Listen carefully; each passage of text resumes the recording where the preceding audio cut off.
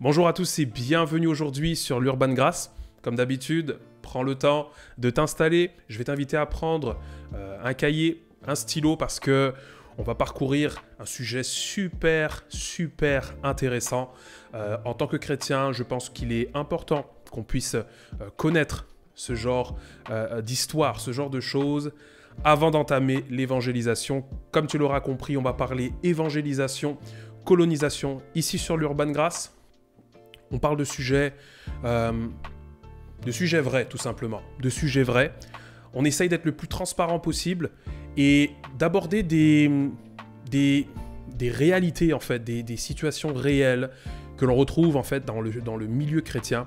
Et on essaye de la porter sur la table, essayer de ne pas trop cacher la réalité de la vie chrétienne.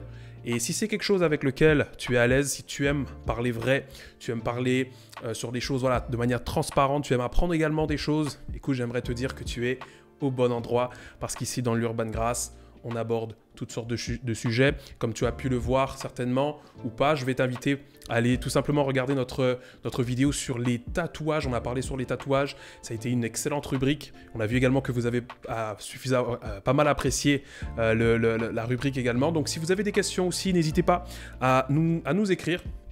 Et on va commencer directement avec le sujet, parce que là, je vous dis, c'est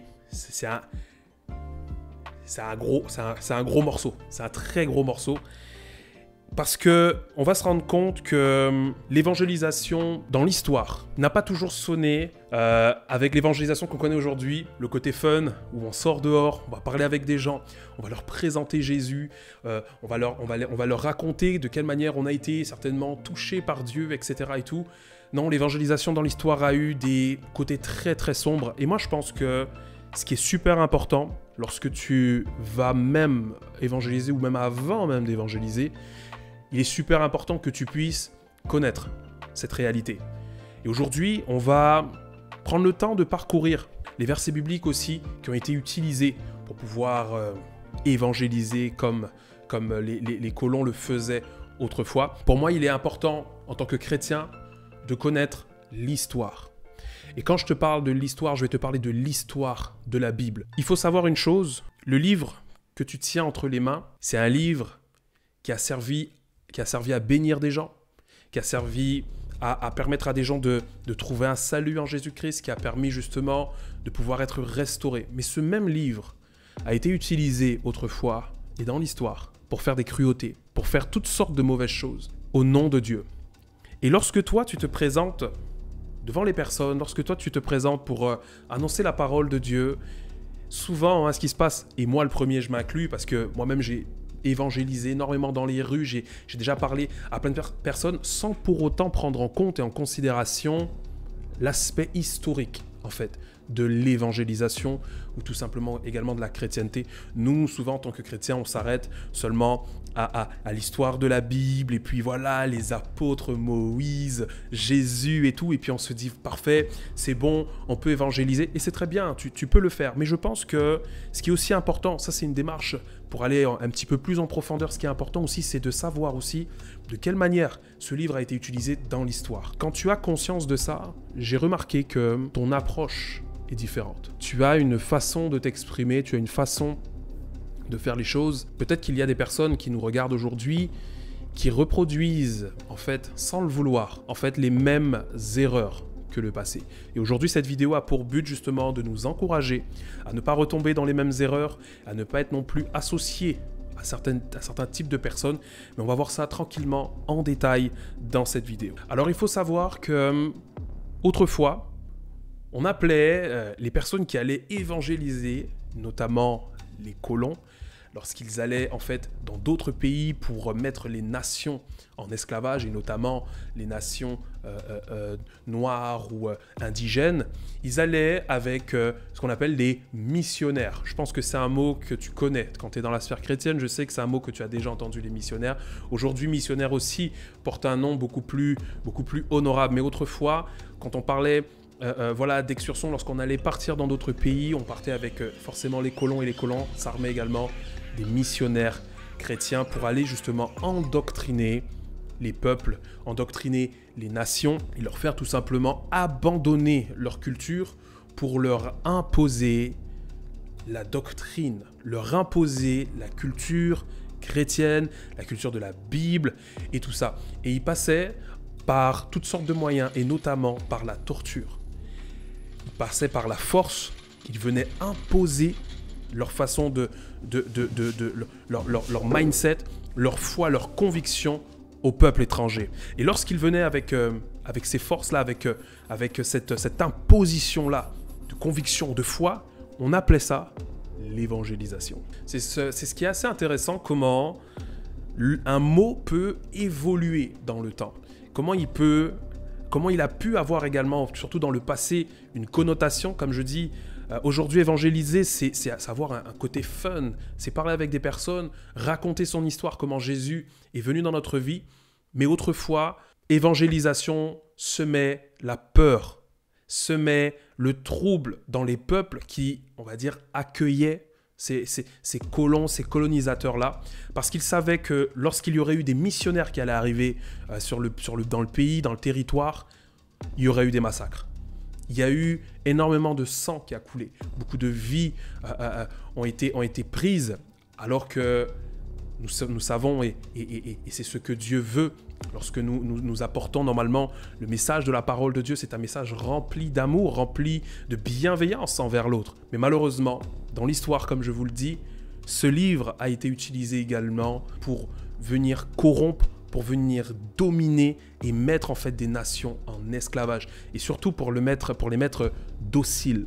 Et juste quelque chose qui est super intéressant également qu'on a pu regarder lorsqu'on faisait des petites recherches pour pouvoir faire la rubrique d'aujourd'hui, c'est qu'on s'est rendu compte que ça va même plus loin. Je vais te donner juste une petite info comme ça pour que tu puisses imaginer et comprendre jusqu'où ils étaient capables d'aller en parlant du baptême. Le baptême, même ça, ils ont réussi à le prendre pour en faire n'importe quoi. Il faut savoir qu'aujourd'hui, le baptême, c'est un renoncement à notre ancienne vie pour épouser la vie avec Christ, avec Jésus, et dire à Dieu, Seigneur, je m'engage avec toi à ce que tu puisses faire partie intégrante de ma vie et que tu puisses maintenant être au gouvernail de ma vie, je te laisse totalement le contrôle. Ben, dites-vous que le baptême autrefois ne servait pas du tout à ça. Mais pas du tout. Mais quand je vous dis pas du tout, mais pas du tout. Le baptême servait de marque pour dire en fait que ces esclaves-là sont dociles par rapport à d'autres esclaves qui, eux, refusaient catégoriquement peut-être de se soumettre, d'être peut-être dominés ou autres et de perdre leur culture. Lorsqu'on baptisait certains esclaves, ça permettait en fait aux propriétaires, aux maîtres, les colons tout simplement, de dire écoutez, ceux-là sont dociles, ceux-là sont malléables. Avec eux, on pourra faire ce qu'on veut, tandis que le reste, il va falloir encore travailler tout ça. Donc le baptême n'était pas du tout un acte spirituel, bien que c'était certainement des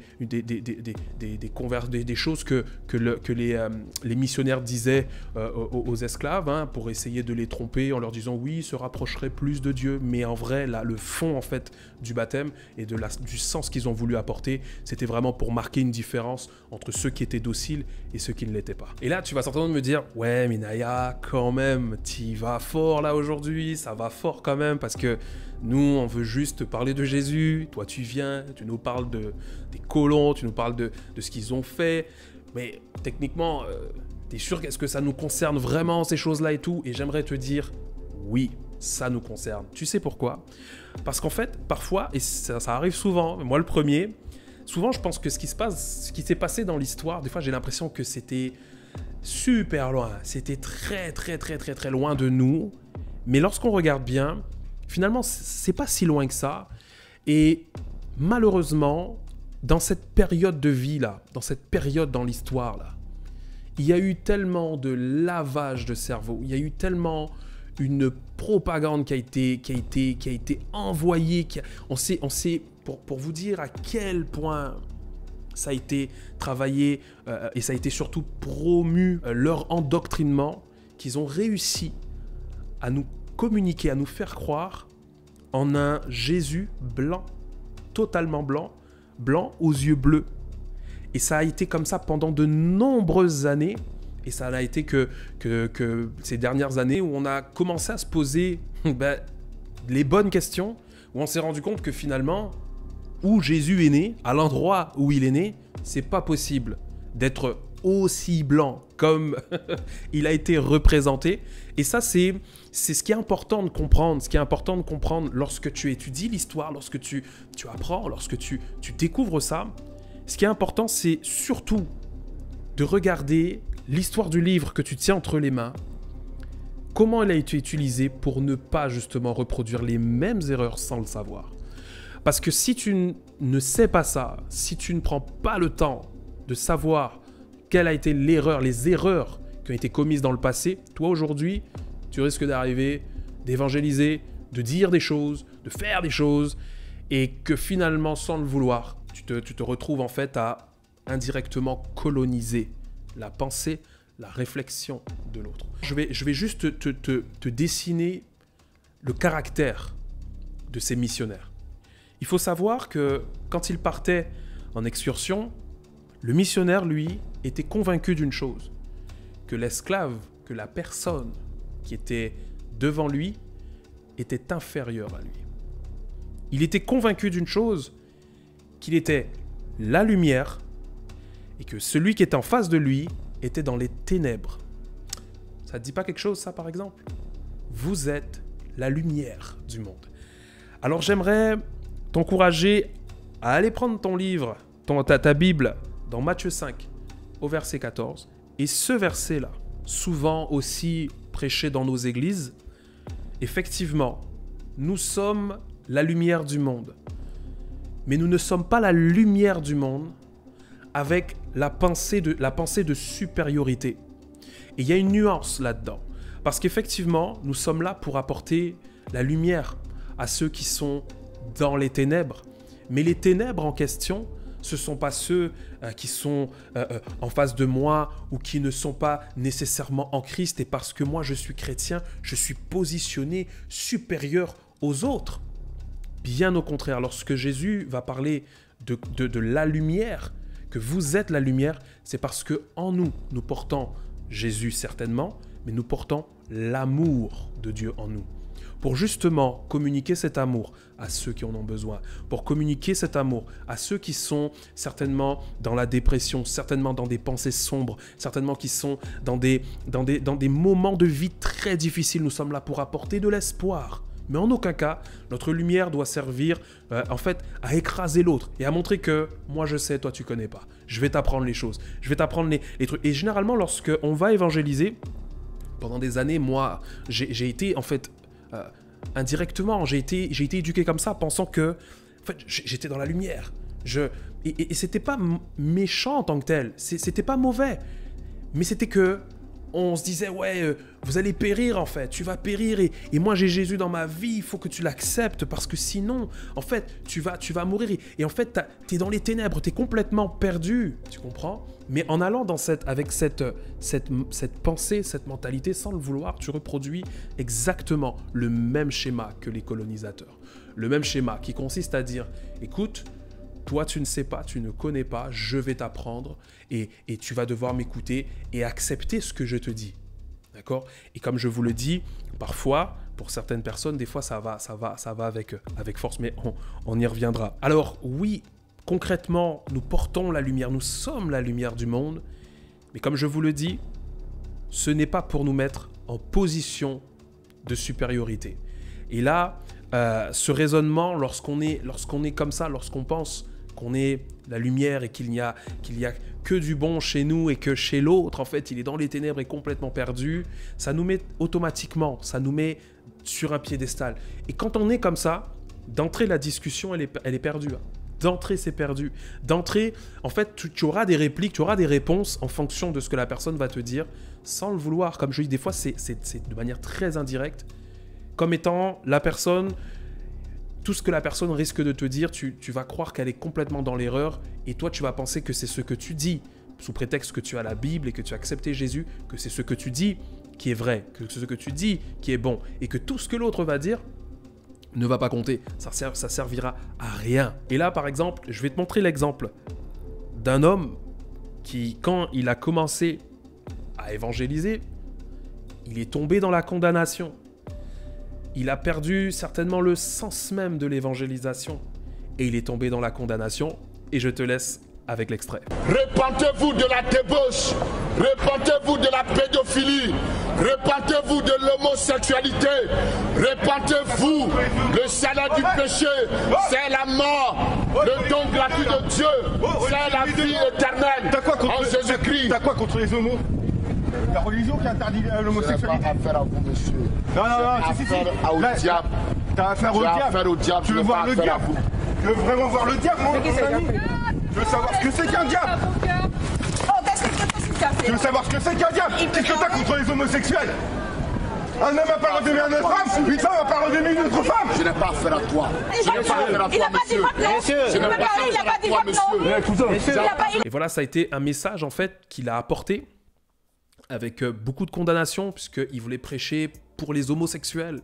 Et donc, il a apporté des messages qui sont dans la Bible. Il a pris des versets puis il les a balancés. Bon, ben, tu as pu voir un peu à quoi ça a ressemblé. Et ça, c'est lorsqu'on évangélise avec force, avec brutalité, avec imposition.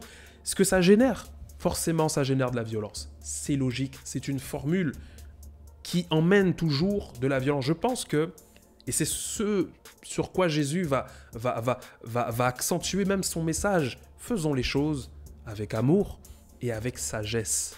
Avec amour et avec sagesse. L'évangélisation, ce n'est pas une guerre contre l'homme. L'évangélisation, ce n'est pas être en opposition, en friction avec l'homme, avec l'humain. Au contraire, on est là pour échanger, on est là pour discuter, on est là pour passer un bon moment. Surtout lorsque on aborde des personnes dans la rue, des personnes inconnues. On va pas aller les déranger dans leur tranquillité. Non, on vient, la personne, certainement, elle est tranquille, elle vient prendre de l'air. Et souvent, on ne sait même pas si la personne, elle a passé une galère chez elle et qu'elle voulait juste prendre de l'air. Et quand elle sort dehors, elle te croise, elle me croise. Et là, on est là plein de paroles de condamnation. On vient appuyer et mettre des choses. Non, vraiment, on n'est pas là pour ça. Véritablement, Jésus voudrait qu'on ait vraiment une attitude remplie de sagesse et que justement, nous ayons suffisamment de discernement et d'amour et de sensibilité pour avoir justement la manière de parler, l'approche, pour que ces gens justement, qui sont ces personnes qui sont là, avec des pensées noires, qui ont subi toutes sortes de choses, qu'on arrive avec une parole et qu'on arrive à désamorcer les choses complètement. L'évangélisation, c'est vraiment entreprendre une discussion et communiquer le message d'amour. Parfois, il y a des personnes, tu vas le voir, qui vont avoir du mal avec Jésus, du mal avec Jésus. Alors, communique les valeurs de Jésus. S'il y a quelqu'un qui a du mal à entendre Dieu parce que c'est compliqué, alors communique les valeurs de Dieu. Et pour ça, tu peux aller t'orienter dans le livre de Galates pour chercher les fruits de l'esprit. Ça marche à coup sûr. Là, la personne, elle va te dire, tu sais, franchement, j'apprécie comment tu parles, tu m'as donné vraiment de la force, tu m'as donné une good vibe, là c'est vraiment bon, vraiment je t'ai pas bien et tout, et là t'es venu, tu m'as apporté quelque chose de plus, et alors que je pensais passer peut-être ma journée dans le noir complet, tu vois, complètement. Et donc c'est ça, c'est utiliser de la sagesse pour justement éviter d'être en friction avec les personnes, mais toujours être un agent de paix, toujours être là pour apporter justement de l'espoir dans ce monde. Et c'est comme ça que notre lumière brille fortement. Il y a souvent un verset qui n'est pas peut-être pris pour balancer dans ses enseignements. Lorsqu'on parle de lumière, vous êtes la lumière du monde. Eh bien, quand on parle de lumière du monde, c'est important aussi de prendre ce verset pour faire la balance. Pour que dans notre mindset, on puisse être bien programmé. Et je veux t'inviter à prendre le livre de Philippiens 2 au verset 3 qui dit « Ne faites rien par esprit de rivalité ou par désir inutile de briller, mais avec humilité. Considérez les autres comme supérieurs à vous-même. » Et il y a quelque chose qui me vient aussi, c'est que parfois on évangélise, ça arrive aussi dans la sphère chrétienne. Je ne sais pas si tu connais quelqu'un comme ça ou si tu as déjà entendu parler de ça, mais des fois, il y a des personnes qui vont évangéliser avec un esprit de compétition. C'est-à-dire qu'ils oublient même le sens ou la source même de l'évangélisation. Ils vont chercher le nombre d'âmes à sauver. Et ils vont commencer à prêcher et montrer sur les réseaux que voilà, j'évangélise et je fais la volonté de Dieu, etc. Avec un esprit de compétition. En pensant que c'est au nombre de personnes sauvées que nous serons jugés, en pensant que c'est au nombre de personnes sauvées qu'on va évaluer la qualité de notre évangélisation, alors qu'en vérité, c'est pas sur ça. C'est pas sur ça du tout même. D'accord ? Donc c'est pour ça que c'est important, lorsqu'on va évangéliser, lorsqu'on se prépare pour une évangélisation, d'avoir les bonnes motivations. Parce que ça ne sert à rien d'évangéliser et de sauver 1000 personnes avec une mauvaise source de motivation. Et il va être préférable justement de peut-être même sauver qu'une personne, mais d'avoir la bonne source de motivation. Parce que finalement, comme il y a un verset qui le dit, ou même un chant qui le dit, ça sert à quoi de sauver le monde si mon âme est perdue ? Complètement. Alors quand on prend les choses sous cet angle-là, avec ce verset, voir l'autre comme étant supérieur à moi-même, tout de suite, ça nous met sur le même piédestal que la personne qui est en face de moi. Et tout de suite, je comprends que je dois avoir du respect envers l'autre personne. Et là, je laisse place au partage, je laisse place à la réflexion. Il faut savoir une chose, il y a des personnes qui, des fois, et c'est souvent, je dirais c'est souvent le cas, la vérité c'est souvent le cas, les gens expriment ce qu'ils ont dans leur cœur. Et ce qu'ils ont dans leur cœur vient des expériences qu'ils ont eues. Et parfois, le fait qu'il y ait des gens qui soient réticents avec la parole de Dieu, c'est parce que souvent, ou par moment, ou parfois, ils ont entendu des choses, ils ont vu des choses, ils ont vécu des choses. Et lorsque tu viens te présenter avec Dieu, en fait, tu reviens te présenter avec la blessure, avec le souvenir. Et c'est pour ça que pour certaines personnes, c'est compliqué. Et c'est pour ça que lorsque on va aborder ces personnes-là, il faut venir avec beaucoup de respect. Parfois, il faut juste écouter. Des fois, l'évangélisation, c'est pas tant parler. Par moments, c'est beaucoup écouter. Être une oreille pour quelqu'un. Écouter. Il y a des personnes qui ont besoin de se vider. Il y a des personnes qui n'ont personne à qui parler. Et toi, tu peux être là, la personne qui est là aujourd'hui. Bonjour monsieur, bonjour madame, vous allez bien ? Ah, ben aujourd'hui, j'aimerais vous dire. Et puis là, tu commences à entreprendre la discussion. La personne, elle commence à te vider, à te vider son cœur. Alors que vous vous connaissez à peine il y a 5 minutes. Et là, elle commence à te parler. Et parfois, l'évangélisation, c'est juste ça. Juste connecter avec quelqu'un et laisser le Saint-Esprit œuvrer comme ça. Des fois, juste ta personne, juste ta présence apporte le miracle. Juste ta présence apporte le surnaturel parce que tu as en toi le Seigneur, tu as en toi le Saint-Esprit et le fait d'avoir créé le contact comme ça, ben le Seigneur, il peut faire des choses dans la vie de la personne et la personne peut littéralement vivre des choses. Et des fois, ça va être très simple. Hein. Des fois, il ne faut pas chercher non plus le surnaturel. Et des fois, ça peut être très simple. La personne, elle a juste kiffé ta présence. Et elle te dit, waouh, on pourrait peut-être recommencer. Peut-être on pourrait se revoir ou autre. Parce que franchement, j'ai apprécié comment on a discuté. Et là, tu viens de créer un contact. Quelqu'un avec qui tu vas pouvoir peut-être continuer à parler de la parole de Dieu. Avec qui tu vas pouvoir justement apprendre, donner des études et peut-être même approfondir. Et peut-être cette personne-là, à terme, risque de donner sa vie à Jésus. Et il y a un modèle d'évangélisation que j'admire. Waouh, ça c'est le modèle d'évangélisation par excellence. C'est celui de Jésus. J'adore comment Jésus, il évangélise. Je kiffe. Franchement, il apporte en fait une façon qui est encore, je trouve, révolutionnaire à notre époque. Et c'est sur ce modèle-là que même nous, aujourd'hui, on se base ici à l'Urban Grace. C'est que Jésus, lorsqu'il évangélisait, remarquez une chose, Jésus enseignait, Jésus apportait l'enseignement, Jésus disait tout le temps, oui, le royaume de Dieu est proche, etc. Il essayait de créer le contact avec les personnes et tout. Mais il y a un truc que Jésus faisait, à chaque fois, il posait des questions. Waouh! Lorsque le colonisateur, le missionnaire chrétien d'autrefois qui venait coloniser les gens, venait imposer, venait faire des choses et tout ça, Jésus, lui, il n'impose pas, il te pose des questions. Pourquoi ? Pour emmener à la réflexion. Pour que, justement, tu puisses comprendre que ce que toi, tu penses, que tu puisses te sentir aussi valorisé et que les réponses, tu les as en fait en toi. Et ça, je trouve, c'est tellement beau. C'est un modèle qui est extraordinaire parce que lorsque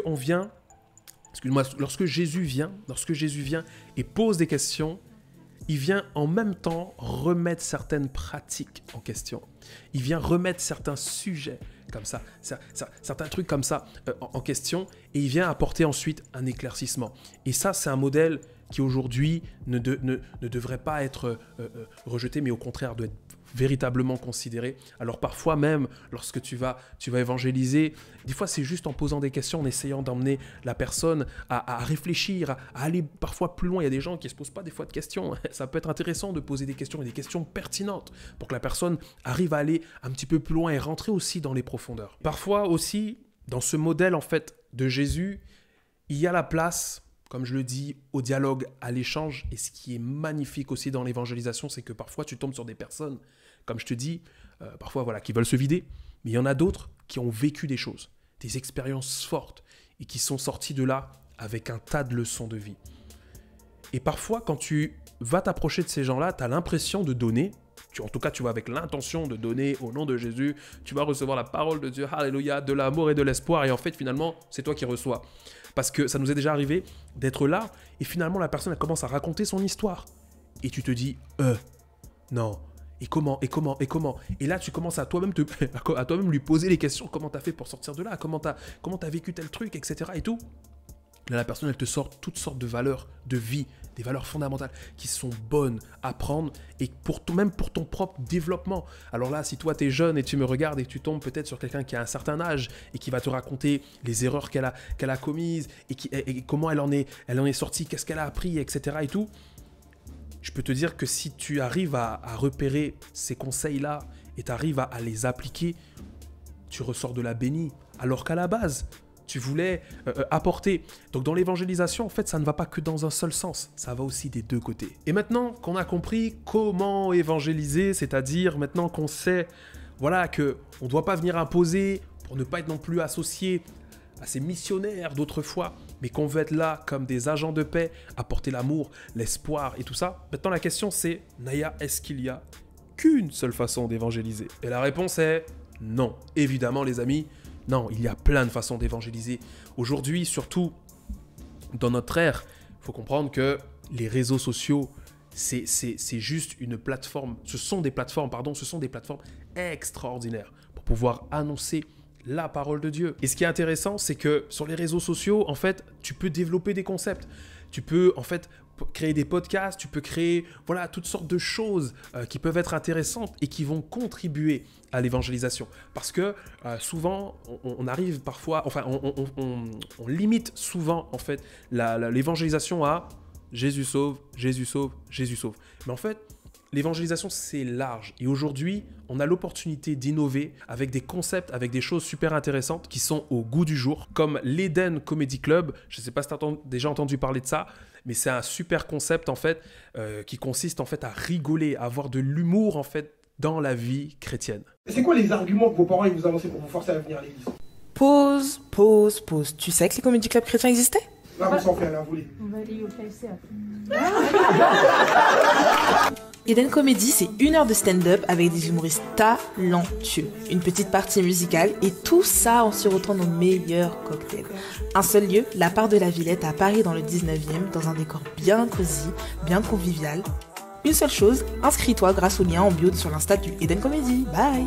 Il y a également des personnes qui font des micro-trottoirs où ils vont poser des questions à des personnes en extérieur, etc. et tout. Il y a également l'art visuel. Donc là, on va parler certainement de peinture, de toutes sortes de choses artistiques qu'on pourrait mettre en place pour pouvoir en fait présenter, pourquoi pas, des tableaux, des choses, voilà, des dessins que tu fais pour la gloire de Dieu.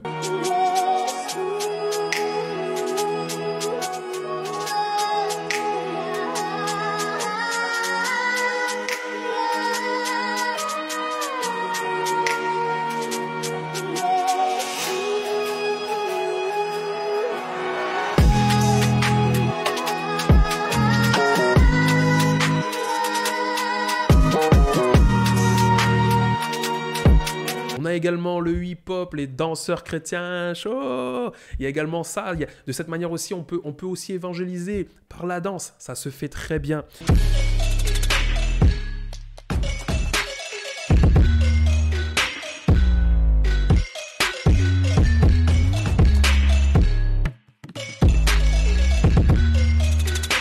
On a également le sport. Ça se fait aussi à travers le sport. On a connu également des coachs chrétiens qui ont des pages Instagram, etc.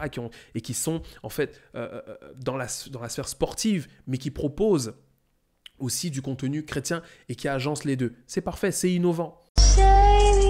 Yeah, I don't think I understand this kind of love that you give. After all the hurt that I've done, after everything that I did, I put people through some hell and back and committed way too many sins. I know hurt people just hurt people, that's exactly what I did. Yeah, but you came to my rescue when I needed you the most. I was broke. Et j'ai gardé le dernier pour la fin parce que j'ai trouvé ça super intéressant. Ça se passe aux États-Unis. En fait, c'est pour ceux qui connaissent le tuning, donc en fait les voitures, là ça c'est un domaine automobile, donc là c'est pour tous ceux qui aiment la mécanique, un petit peu les voitures, tuning et tout ça. Aux États-Unis, il y a un groupe de passionnés de voitures, en fait, qui ont complètement, ils ont été super loin, ils ont carrément créé en fait des événements de courses de voitures autour de la chrétienté, où ils présentent aussi leur véhicule, comment c'est présenté, mais il y a aussi un espace podium où il y a la louange et tout, et en même temps, il y a les voitures, donc là, il y a du drift, il y a toutes sortes de choses. C'est vraiment intéressant, je vous mets un extrait.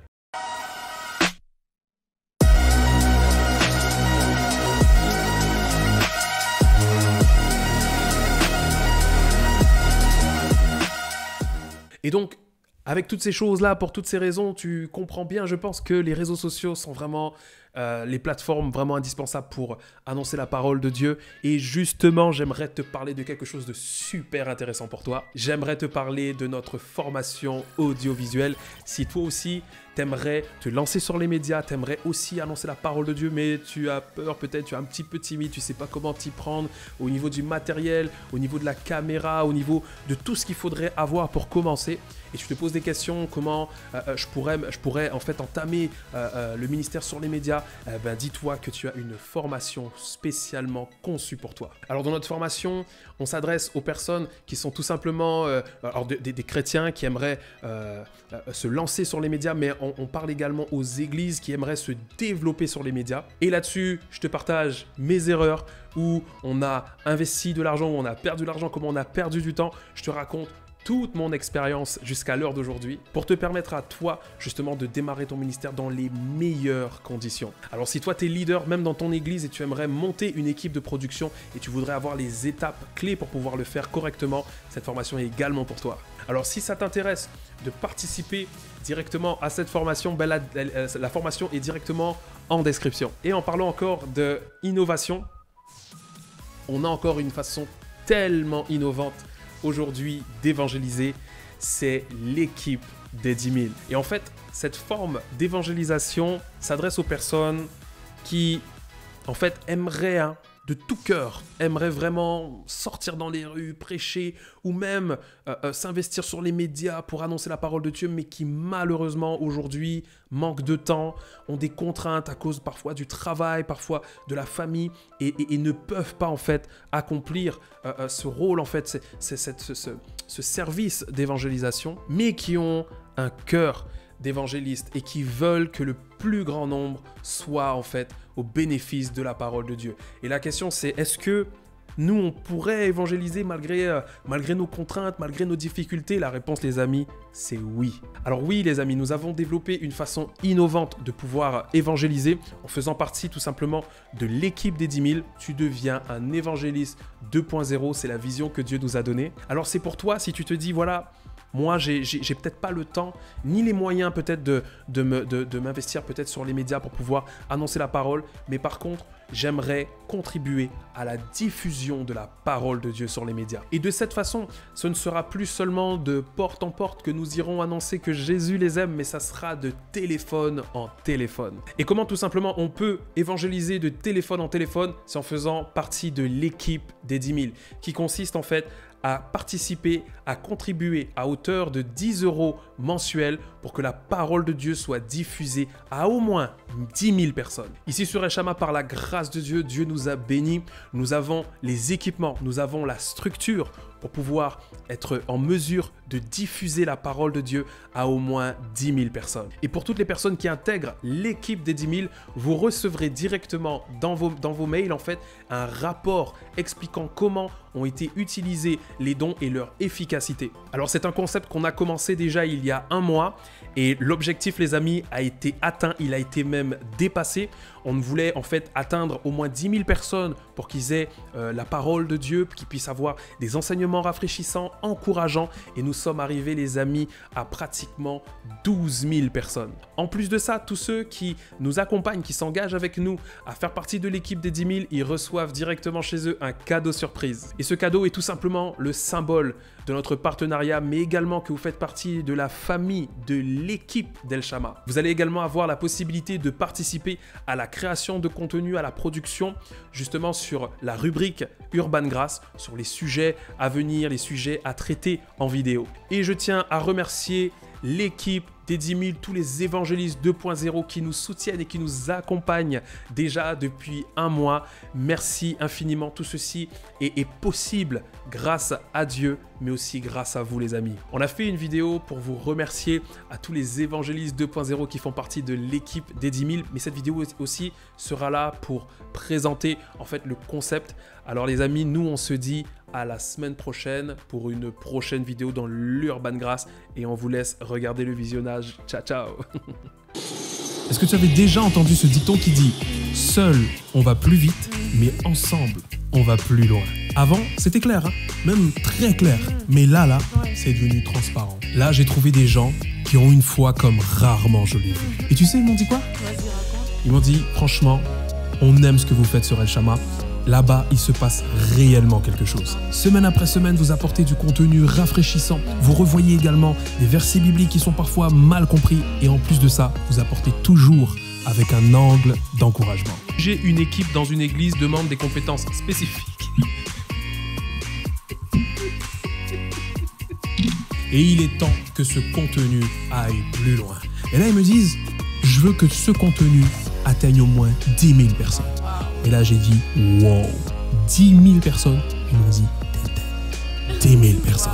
Là, j'ai dit, ici, il y a des gens de foi. Ils m'ont dit qu'ils veulent faire partie de l'équipe des 10 000 en devenant des évangélistes 2.0. Et là, ils m'ont dit, ce ne sera plus seulement de porte en porte qu'on ira annoncer que Jésus les aime, mais ça sera de téléphone en téléphone.